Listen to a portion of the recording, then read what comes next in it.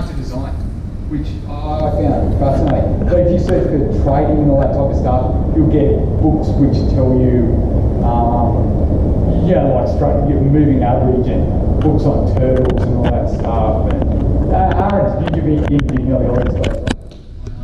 Podcast.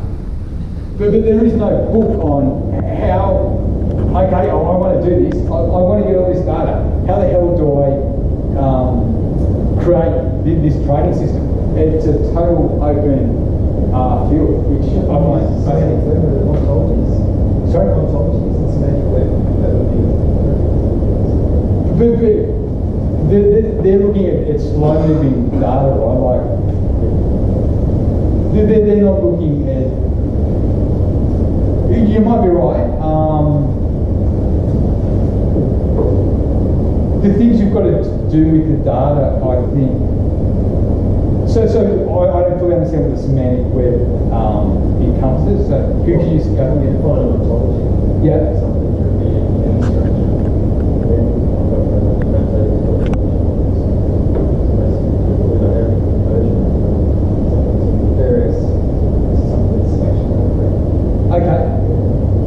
That's certainly not diffused in the trading space I'm in.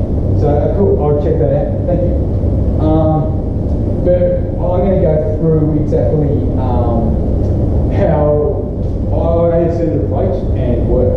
So the first thing you need to do, right, is the data science side. There's no point starting to get data and whack it into a trading engine or a neural network and just hope. That's absolutely useless. So start with data science. So do exactly what we did here, right? Brainstorm data sources and the features you can extract from that data. It's not hard to do, right? We did it in a few minutes, and this is the absolutely crucial step. You don't want to go out and say, here's a data source, how do I use it? You want to say, okay, I've had this market insight, I think I can gain knowledge out of this facet of behaviour. Where can I get that data? That will typically be a lot more productive than saying, here's a data set on garbage collection in Geelong. What can that tell me? Yeah, that backwards thing. It's rare that you'll be able to generate alpha based on that. It's a lot better to work out transport. Golf handicap, I really like that one. CEOs who are obliging. So the next thing I would do would be to manually download a subset of data and do feature engineering. And the best tool for that, by a million miles, is Jupyter. Who has used Jupyter?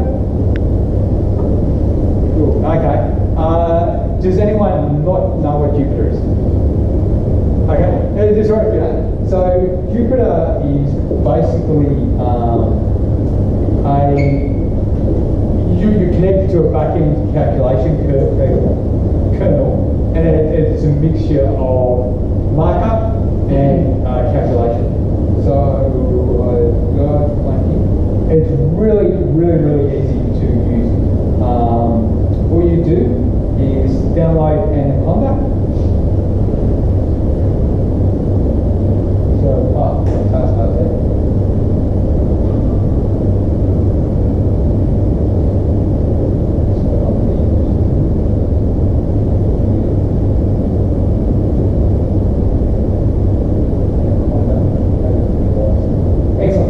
So this is Anaconda. Most of you have probably seen this. All you do, really easy, you just click on launch a Jupyter Notebook. It'll start a back-end kernel, which will then just give you a web browser here.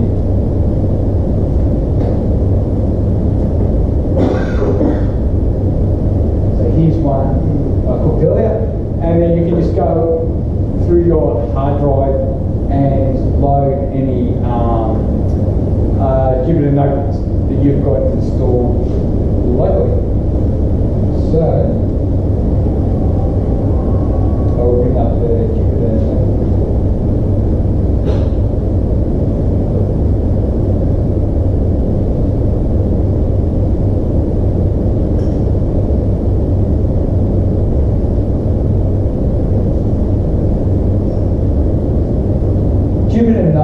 which I think have really hit the big time.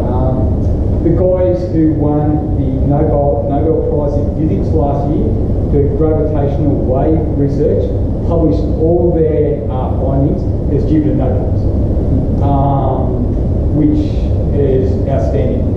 I don't know if anyone remembers all that controversy in 2011 around the Greek and Southern European debt crisis.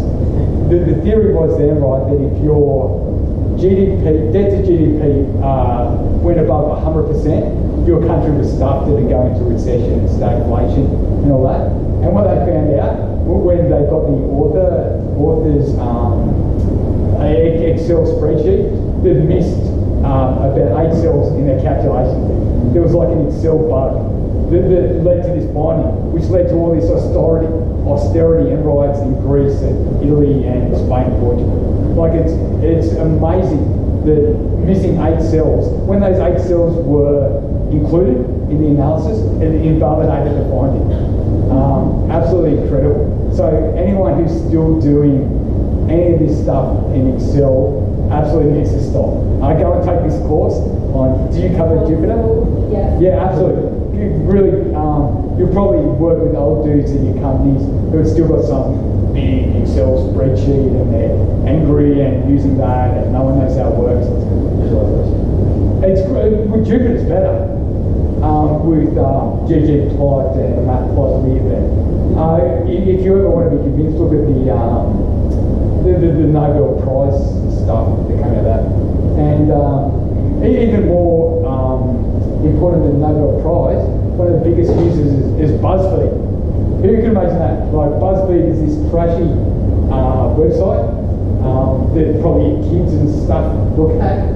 They do all their analysis when they're going to call out. They called out corruption in tennis a few years ago, and they've got a GitHub repo. BuzzFeed. Who would have believed that? Hey, amazing. You can go to the GitHub repo.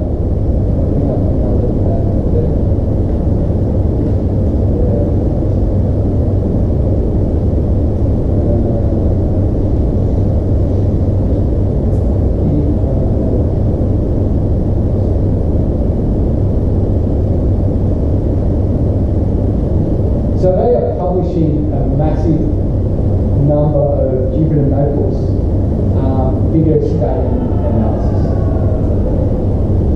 So the notebooks actually won't run in. So here they're looking at figure skating, I guess, based on it. Whether if you're figure skating in front of a home audience, you have an event. And so this is what it looks like. This notebook won't be connected to a camera. But this is what a notebook looks like, right? You've got marker, and I think this is a critical thing that puts Jupyter ahead of anything. You've actually got to write what you're intending to do, which really clarifies your thinking, right? Like you explain it as you go along. So here they're just importing some stuff. Here's their data set. What are they doing there? Looking at the head of it, merging some stuff in, doing some data cleansing, more loading data. And how to this one? There's many graphics.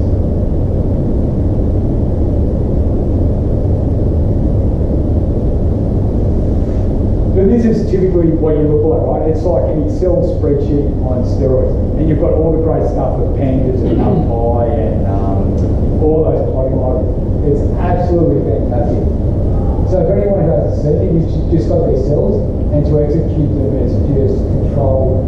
You see how there was a little asterisk while that cell was executing. So watch where it says in.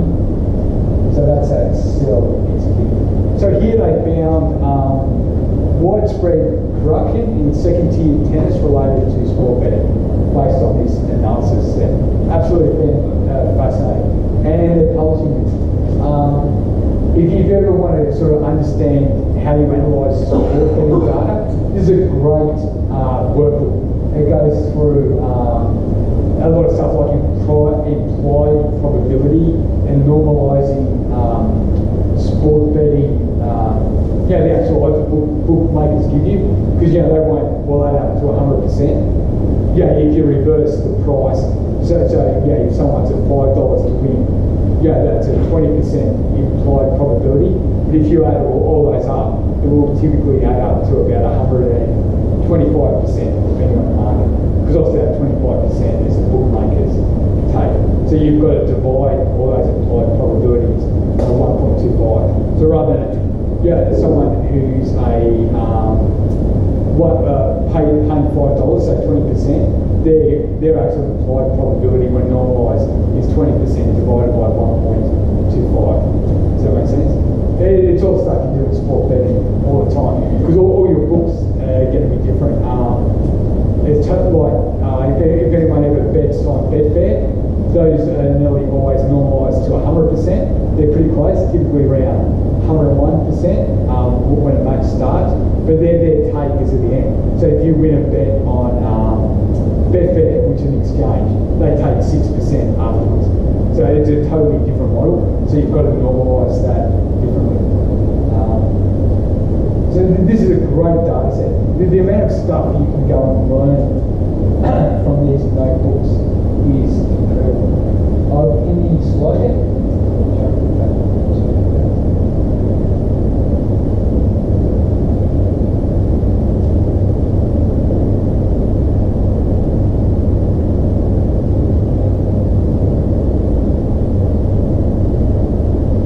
if you go to the actual Jupyter GitHub repo, they've got hundreds and hundreds of notebooks that go across every industry. It's really good. Really, really, really good. You can learn as much as PhD, postdoctorate, and it's amazing the amount of knowledge in these notebooks. And you can experiment yourself, right? If you disagree with someone's numerical technique of doing something, you just play the notebook and do it yourself. It's tremendously open. To me, it's a revolution in the way knowledge is disseminated. It's a tremendous thing. Oh, I love it. I use notebooks all the time. Rather than go to Excel, I write my own notebooks, which explain, if I want to analyse some factor of something that looks interesting in a betting market, I'll absolutely do that in Jupyter, because I know I can go back 2 months later and look at what I've written and understand it. But if I do that in a spreadsheet, I have no hope, right? How do you even start with a spreadsheet? You put on that arrow thing, and it looks like arrows are pointing everywhere. They're totally intractable. They're right once. If you're not on a spreadsheet every day, you can't go back to a spreadsheet after 2 years and work it out. Unless you're subject. I can't. They're rubbish. Another funny story about spreadsheets is that Thomas Piketty book, Wealth in the 21st Century or something, that's suffered similar issues. When he made his Excel analysis very open, but it had a number of errors in it, and it's still arguing whether it invalidates his finding. So Jupyter notebooks for the win, absolutely. If you want to do an excellent online course other than your one, well, yours is in person, right? Yeah. So this one on edX, programming Python for data science, is absolutely fantastic. I'm doing that now. It's a wonderful course, very hard. A lot of these online courses on edX are trivial to pass. This one's bloody hard. It goes through a heap of data sets, teaches you feature engineering and stuff.